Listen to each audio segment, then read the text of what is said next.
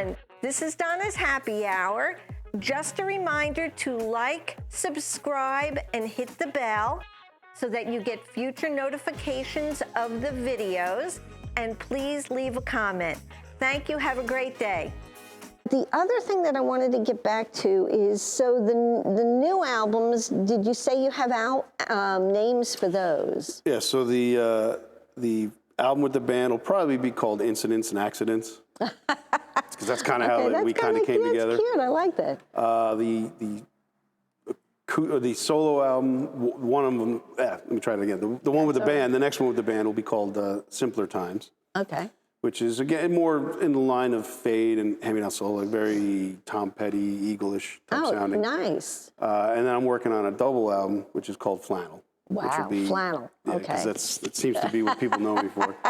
But the first side, or the first album, if it was going to be kind of like recuts of some of the stuff I've done. And, okay. Versions that people have done when they've covered my song. I like the way they did it. Oh, so I'm gonna do interesting. it the way they did yeah. it. And a couple of B-sides and things like that. And then the other album will be all new stuff. Right. So, oh, wow. A couple of ones I played here today will be on that. So, you know, that's always changing. And then I have another one called Worth Every Penny. Oh, neat. Which is like down the road. I'll probably release it in like 2045 or something. That's a lot. And at least, though, you've already got your mindset. You know where you're going. If I could get into a studio today, right, I'd put it all out tomorrow. Yeah. That would be my goal. Wow. Now, do you find when you hit the studio, does it change anything for you? I get that red light-itis. Oh, do you? Okay. When I'm playing live, I could make a mistake and kind of blow past it and not really. Okay. But when I see that red light come on, sometimes because I get in my own head and I want to do the best I can. Right. And I got to have the people I'm recording with, like, just play. Right. Don't even realize that we're doing right. it. Right. But as far as arrangements, no, not really. Especially maybe with the first album, because I really didn't know what I was doing. Right. It was kind of like somebody said, "Hey, you should make an album." I said, "Sure, why not?" Right. Just kind of figured that out as I went. But now I've been writing songs with the anticipation of recording them. So as I'm writing them, they're almost kind of like, okay, this is how I want this to be. Right. How the instrumentation might change a bit, where I might say, "Hey, you know what'd be fun?" Like with Fade, I said, "You know, I'd love to put pedal steel on this." Right. So you know, I had a friend of mine that was amazing. He said, "Absolutely, I'd love to do it." Oh, interesting. Okay. Same thing with dobro and that. You know, so the instrumentation might have evolved as we were recording it. As you were recording, right. But the general sense of the song and the arrangement, the lyrics, you know, most of that was kind of set in stone before I started. Okay. It's funny that you were saying about that red light. It's kind of like when you were in school and you'd have a test and the teacher would wait till the minute hand got to 1 o'clock and then it out. Okay, start. And you're like, oh no, and everything goes out of your head. You're like, oh darn.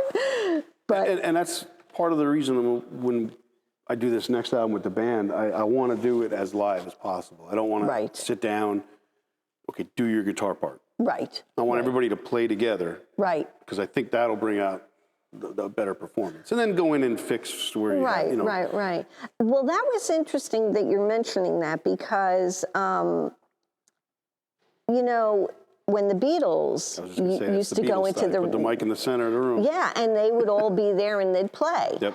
And then you see where a lot of studio work is done with people in separate rooms. Separate cities or countries. Right, exactly, which is kind of interesting. So I guess it really all boils down to what you feel most comfortable with. Yeah.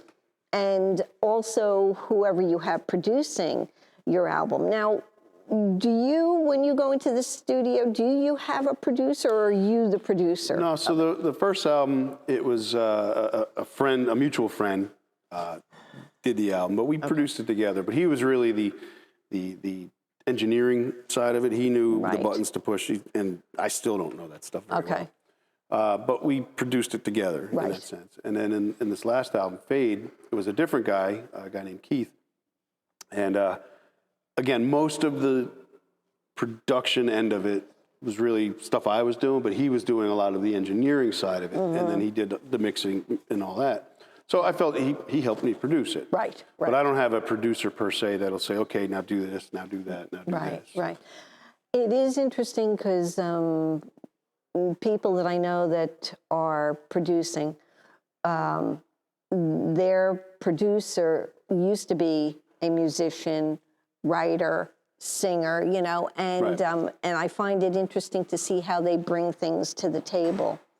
So what I want to do, though, is I want to tell everybody thank you for joining me today.